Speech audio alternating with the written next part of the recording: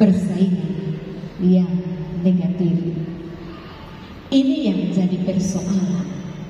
Sebab persaingan yang negatif itu dia bukan anak-anak sama kayak tadi. Persaingan negatif akan memunculkan anak-anak atau melahirkan anak-anak suka menaruh benci, iri hati, dendam, fitnah, kemunafikan, dan masih banyak anak-anak yang dilahirkan karena sebuah persaingan. Hal yang sama terjadi juga dalam kehidupan Herodes dalam cerita firman Tuhan. Kenapa Herodes begitu membenci Yesus sehingga ingin membinasakan dengan rancangannya sampai pada pembunuhan anak-anak di usia 2 tahun? Persaingan. Herodes mengira bahwa Yesus yang lahir yang disebut raja itu, dia adalah sosok raja yang akan menandingi kepemimpinan Herodes. Herodes berpikir ini sudah persaingan baru, jangan sampai dia lebih dihormati daripada itu. Karena itu maka muncullah hal-hal yang menimbulkan dosa dalam kehidupan Herodes. Kebencian terhadap Yesus lahir karena rasa persaingan dalam kehidupan kepemimpinan Herodes. Karena persaingan, Herodes membenci Yesus, dan karena persaingan maka kebencian itu melahirkan dosa-dosa yang lain. Dan dosa yang paling besar yang dilakukan oleh Herodes itu adalah memerintahkan agar anak-anak di Bethlehem yang berumur 2 tahun itu harus dibunuh. Bayangkan, anak-anak dan setor apa? Tapi hanya gara-gara persaingan, maka Herodes melakukan kesalahan besar dengan pembunuhan terhadap anak-anak yang tidak berdosa. Bayangkan saja persaingan yang sempit ini. Saya kira Alkitab yang kita baca ini, saya hitung-hitung ini hari yang ke-9 kita baca dan kita hari yang ke-9. Mungkin ada di antara kita yang hafal tiap ayat semua, bahkan jangan jalan cerita demi kalimat juga kamu tahu ini di ayat yang keberapa. Karena 9 kali kita baca, mulai dari tanggal 25 sampai hari ini. Dan kita terus merenungkan firman Tuhan ini.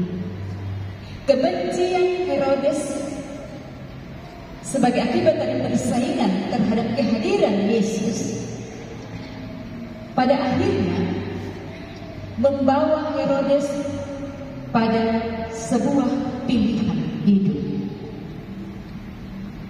Akankah ia terus berjalan sebagai seorang pemimpin meskipun dia memiliki seorang saingan yang baru, ataukah dia harus membinasakan dia yang muncul sebagai yang baru untuk menandingi kepemimpinan saya? Memang hidup ini banyak pilihan. Kita semua diperhadapkan dengan pilihan. Pilihan-pilihan itu membawa kita untuk memilih mana yang paling penting untuk kita lakukan dalam kehidupan kita. Satu hal yang menjadi catatan penting bagi kita adalah bahwa ketika orang-orang Majus setelah melakukan perjumpaan dengan Yesus bersama dengan Yusuf dan Maria, ternyata mereka juga diperhadapkan pada pilihan hidup. Pulang melalui negeri jalan lain, atau pulang dengan bertemu Herodes. Jadi Herodes juga diperhadapkan dengan pilihan, para Majus juga diperhadapkan dengan pilihan. Berbeda dengan Herodes memilih satu jalan lain yang menuju kebinasaan. Dia melakukan sebuah kesalahan besar.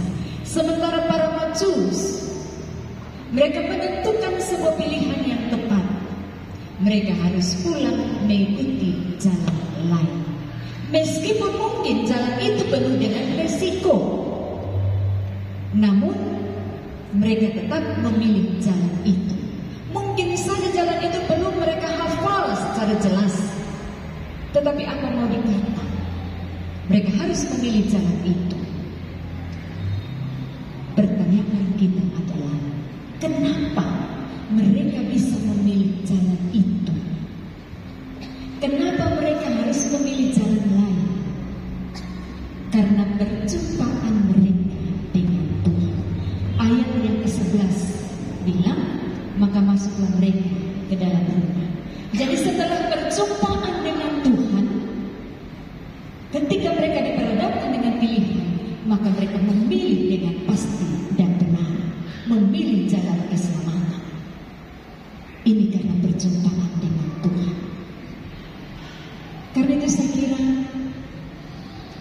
hidup ini penuh dengan pilihan. Ketika kita harus mengambil satu keputusan, jangan lupa berjumpa dengan Tuhan adalah cara yang paling penting agar kita dituntut untuk memilih apa yang paling baik yang harus kita lakukan dalam hidup ini. Bapak Ibu dan saudara-saudari yang terkasih di dalam Tuhan kita Yesus Kristus, berkenaan dengan subtema kita semua bersaudara dalam Tuhan Yesus. Sebuah pertanyaan mengantar kita untuk merenungkan subtema ini. Allah itu Maha Kuasa. Dia bisa melakukan apa saja, termasuk Maria yang belum bersetubuh dengan Yusuf itu dibuatnya mengandung dari Roh Kudus. Pertanyaannya adalah, kenapa Allah menghadirkan Yesus di tengah-tengah keluarga? Ada papa dan mama, Yusuf dan Maria. Bahkan setelah Yusuf dan Maria menikah, Yesus punya saudara-saudara yang lain.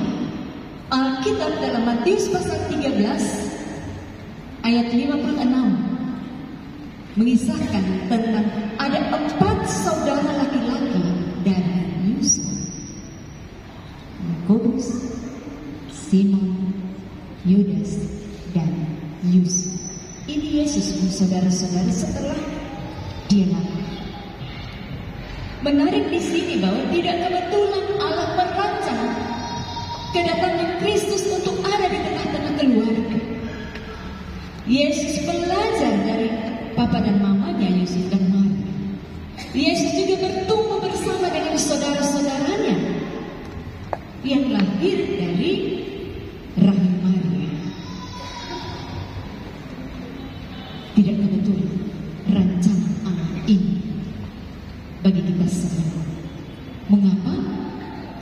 Allah mau agar supaya kita semua hidup bersama dalam satu keluarga Allah. Rasul Paulus menasihatkan Timotius ketika ada kerinduan Rasul Paulus untuk menjumpai Timotius, tetapi kerinduan itu belum kesampaian karena Paulus belum punya waktu untuk datang dan menemui Timotius.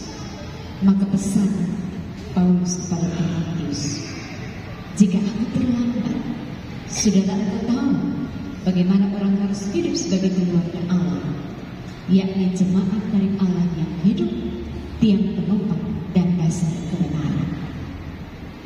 Bagi Allah, keluarga itu adalah tiang penopang dan dasar sebagai keluarga Allah.